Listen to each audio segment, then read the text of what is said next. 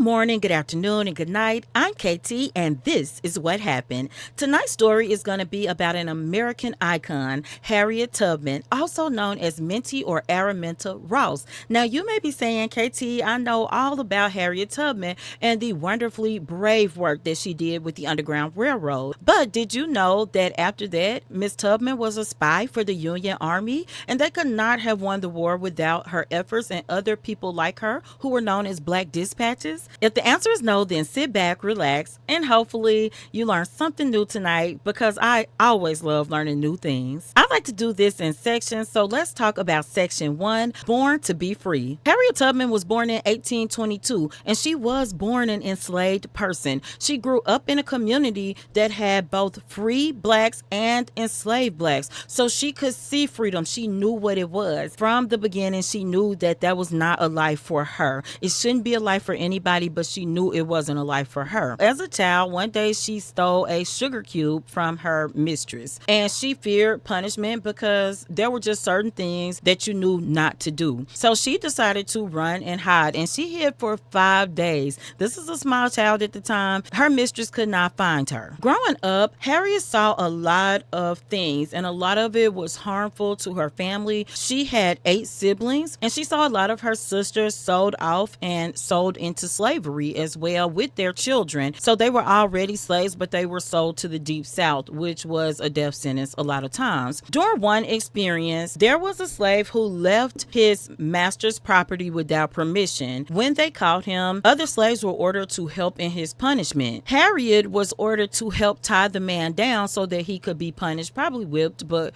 who knows, it could have been worse. She refused because as a slave, she was not going to help subjugate another slave. As a punishment, the overseer, who was the person that the master hired to watch the slaves and punish the slaves, a lot of it was punishment. He smashed her in the head, in the skull, with a 2-pound weight. A 2-pound weight is really heavy for a grown man to hit a teenage girl in the head with, and it cracked her skull. This was a defining moment in Miss Tubman's life. Of course it was. As a result, for the rest of her life, she was plagued with what they called at the time narcoleptic seizures. This incident, along with the sale of her sister and nieces and some of their daughters as well, let her know at that point in time she had to run, and she couldn't take much longer because slavery has never been made for the good of anybody. Harriet was only 13 years old when the grown man hit her in the head with a weight, but from that she would sometimes pass out, she would sometimes have seizures, and in the midst of this she started to feel like she was hearing the voice of God and that she was receiving messages from God, and this played a big role in what she decided to do next. In addition to the hurt that she experienced and her family experienced, physical hurt and emotional hurt that you cannot possibly put a toll on. So Harriet decided that she needed to run. But before we talk about Harriet running, we need to get to another section. Section 2 is called Leaving the Past Behind. So at around 22 years old, Harriet got married to a free man named John Tubman. Now this is really complicated because Harriet was a slave, John was free. Slaves did not have a right to marry, so legally Harriet would never be seen as married by her masters, and therefore there were certain rights that a husband may expect that John could not. For example, a husband may think he has the right to protect his wife, but John would not be able to protect Harriet because if the overseer wanted to slap her around, smack her down, whip her, he could do all that, and there was nothing John could do as a black man. That was a white man, he couldn't retaliate. If John wanted to have children with Harriet, for example, they may or may not be able to decide on their own to have children, but because Harriet was a slave, the children would be slaves as well, so the master could take their children and sell them at any time they wanted to. So I don't care what people say, this is just a side note. Slavery was nothing cute, nothing pretty, and nobody would have ever willingly decided to be a slave. Back to it. It takes time. Harriet had already decided that she needed to run, she needed to be free, but it takes time to do that because you're talking about a slave. You don't have any resources, you don't have any money, you live on the scraps, your food is the leftovers, you don't have anything. So how do you run? You have to really plan, you have to be really smart, and Miss Tubman was all of these things. She did get help. her brother had decided that he would run with her, but her husband immediately said, no, I'm not going to run with you. Now, why he decided this, I don't know. I don't think she knew, but he was a free man. This was during the time of the Fugitive Slave Act. So free or not, you were probably in the same amount of danger. This act meant that even if you were born free, you had never been a slave, anybody could come along, any white person could come along and claim that you had been their slave, and they would just take you back to slavery. So he probably was afraid. He also probably thought her chances were slim to none. She was black, she was a slave, and she was a woman. You know, what were her odds? Some people could make it, some people couldn't, but he decided to stay. At some point, her brothers also abandoned the idea and they refused to run as well. Being a slave was scary, but also is the evil you know. And going into the unknown can be really frightening for people, even now when you're just talking about everyday things, you know, changing jobs, moving to a new city. All of these things are scary, and they didn't have any way to know what was in front of them because there was no internet, there was no phone, there was no any of those things, right? What did Harriet do? She decided that she had to do what she had to do, and she had to leave on her own. So Harriet set off on a dangerous trek. She went on this journey. It was like an odyssey because she walked across Philadelphia, Maryland, and Delaware, not in that order, but these are states, people. Some of these are cities and states. She walked, and finally, when she got to Cape May, New Jersey, she was able to find work as a cook and a domestic, meaning you clean the houses and things like that, and doing the laundry. So effectively, Harriet had made it to freedom, just living, working, and earning a wage. More importantly, she knew that she was going to go back and try to get her family and her husband, John Tubman, because again, he wasn't free either. Not since they passed the Fugitive Slave Act. He was free, but he wasn't safe. She bought him a new suit with some of the money that she saved, and she used the rest, and she went back to Maryland. She sent word to him,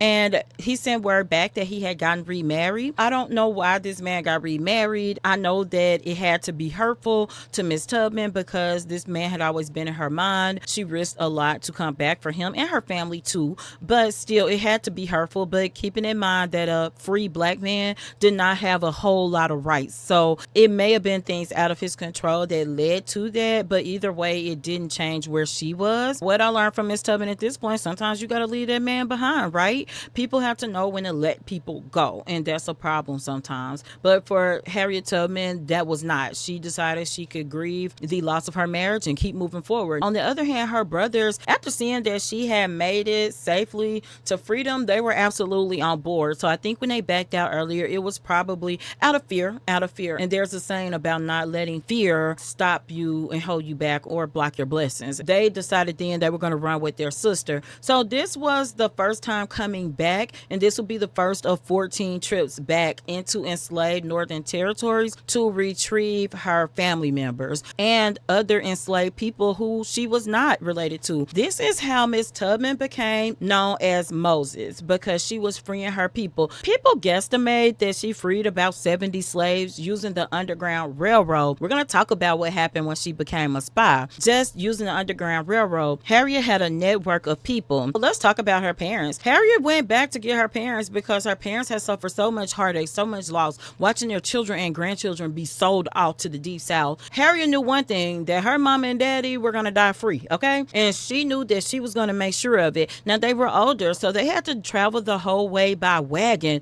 which makes this escape even more astonishing. But Harriet made it happen. She had help from New York's William Seward. He would later become President Abraham Lincoln's Secretary of State. She had help from a network of free black people as well as white abolitionists, mostly Quakers. She got her parents and at least 70 slaves to freedom. At some point, Harriet settled down on land in New York. This is the land that William Seward helped her secure for her parents to reside on. We need to talk about how she got slaves through the Underground Railroad. Harriet was tough. She carried a pistol and a sword. She carried that for protection because if a bounty hunter, if anybody looking for slaves came up on them, Harriet knew she would die fighting. I want to read a direct quote from Miss Tubman. I had reasoned this out in my mind. There was one of two things I had a right to: liberty or death. If I could not have one, I would have the other, for no man should take me alive. I should fight for my liberty as long as my strength lasted, and when the time came for me to go, the Lord would let them take me. A lot of these quotes come from a book by by Sarah Bradford. It was the biography of Harriet Tubman called Harriet, the Moses of Her People. The other reason that Harriet carried the pistol and the sword was for the slaves that she was helping to free them. If they got scared, sometimes they would want to turn back. Well, she couldn't let that happen because, number one, it would be dangerous for her and any other slaves she tried to free in the future, because they would at least know some of the stops and routes, and they would probably be tortured until they found out about where to go. She never lost a person. If you left with Miss Tubman as a slave, you finished free. You did not finish dead. You did not turn back enslaved. You were free. Miss Tubman had another quote about that. She said, "I was a conductor of the Underground Railroad for 8 years, and I can say what most conductors can't say.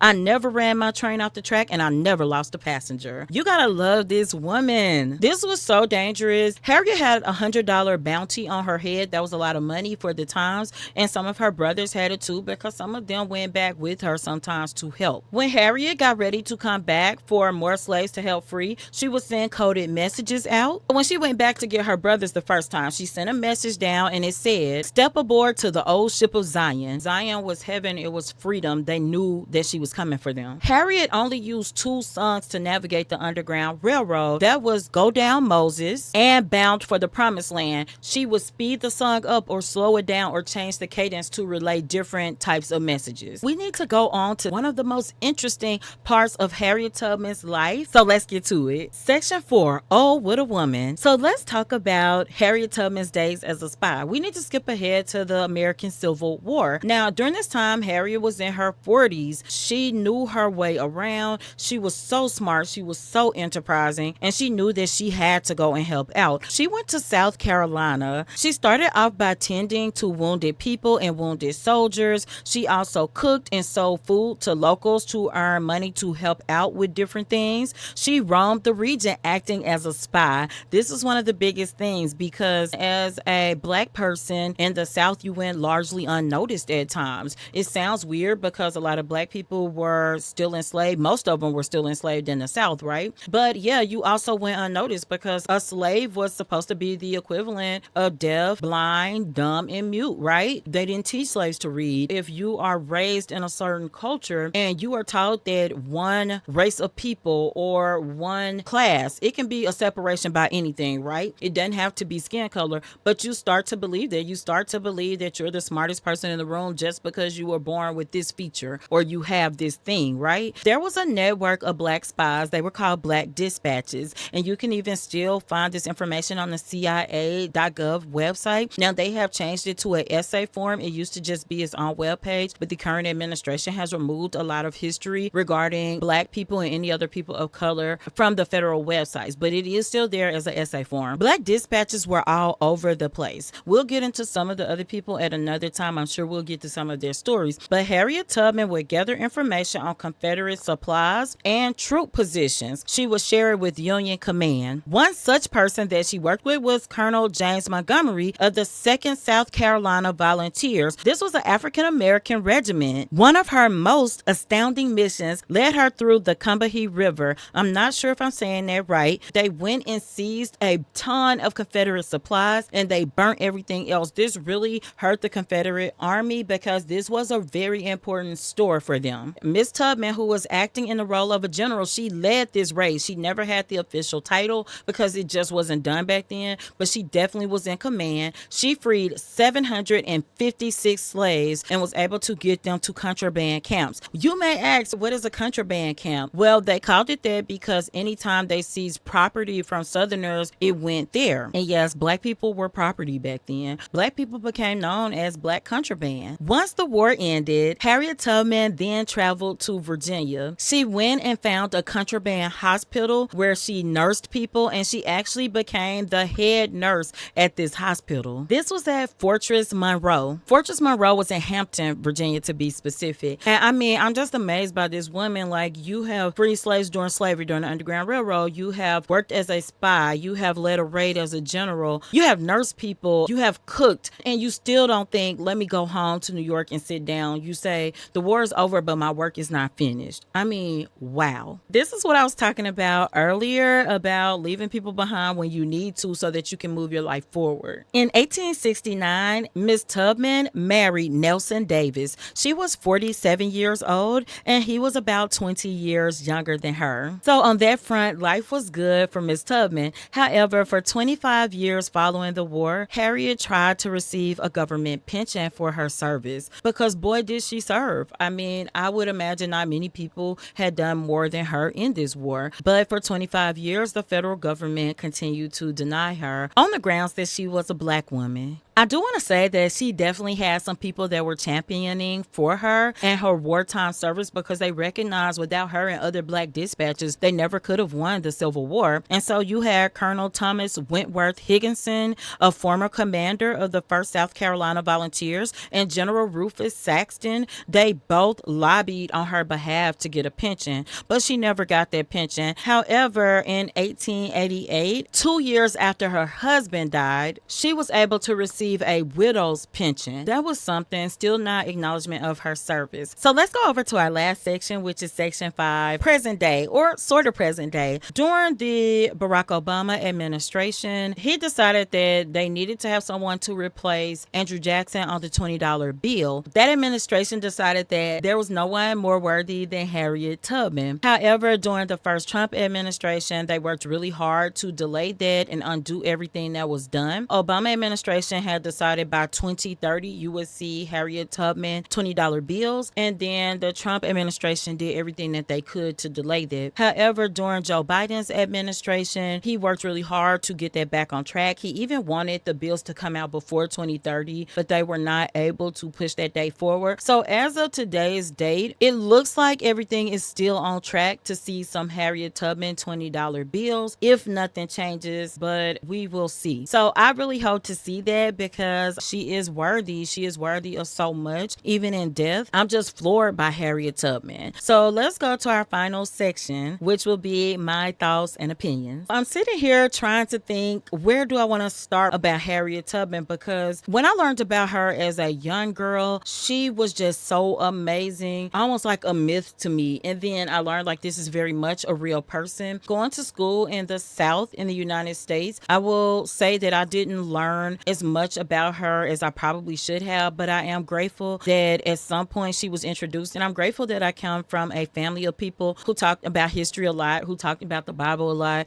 and just value learning things from the past. So I definitely learned about Harriet Tubman early, but all I was hearing about was the Underground Railroad, and that was just literally one of the first stages of her life. I just was floored by her. Like, she is so amazing and inspirational. As a black woman in 2025 in the South, I have experienced racism and prejudice, and I still do. Sometimes it's not easy, but I know that it's nothing compared to what my ancestors went through. And if someone like Harriet Tubman can do the things that she did, oh my goodness. Let's talk about like the Underground Railroad. Can you imagine going somewhere where you don't know anybody, you don't know the landscape, you don't have a way to get around? I mean, you don't have a horse, you don't have money, you don't have anything. That leads me to another quote by Miss Tubman. She said, "There was no one to welcome me to the land of freedom. I was a stranger in a strange land, and my home, after all, was down in Maryland because my father, mother, my brothers and sisters and friends were there. But I was free, and they should be free."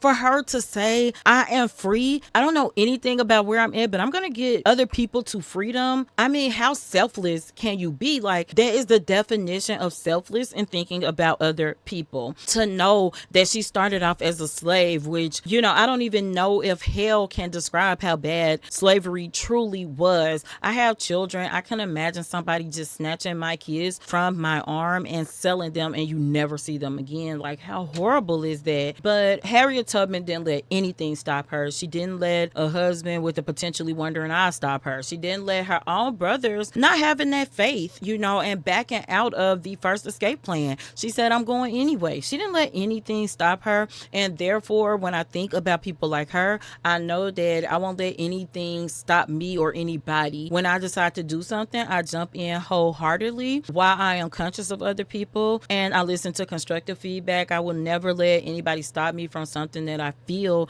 as though I'm supposed to be doing. And Harriet didn't do that. But as a spy, oh my gosh, I remember I was actually graduating high school. We first were able to do some searches online. This is still before Google, however, before it was public anyway, and stumbling across black dispatches and seeing like, oh my gosh, there were a whole network of black spies. They were carriage drivers. They were people who cleaned in the houses. This was from New Orleans to South Carolina to Tennessee to Arkansas. I mean, they were everywhere, blending in plain sight. And to know that Harriet Tubman was among them, some people would have been like, honey, I didn't free 70 people. I took 14 trips through the Underground Railroad. I'm done. No, she was like, let me go cook for people. Let me clean. And while I am tending to the wounded and doing these things, I'm going to spy too. I just cannot fathom thinking about other people that much, where you're willing to do so much and give so much of yourself to other people. And then it gets a little discouraging again when you realize the federal government happily used her intel, her skill set, and then would not give her a pension. But to know that all these years later in 2030, she may still get her flowers by being on a $20 bill, by being the first black person on a bill. Oh my goodness. She has statues erected of her. People know Harriet Tubman. I just hope that I've been able to share with you a little more about her life, since the Underground Railroad seemed to be like a quarter of her life, but all the rest, the things she did, finding happiness again, being a real woman and not letting anybody tell her that because she's a woman, because of her race, because of an intentional head injury that a grown man gave her, nothing could stop her. She would not stop because of her. I hope that you will be inspired just as I am. I think that's all that I have to say about Miss Tubman. But until next time, remember, keep learning and reading. Be happy and always have a blessed day. Bye bye.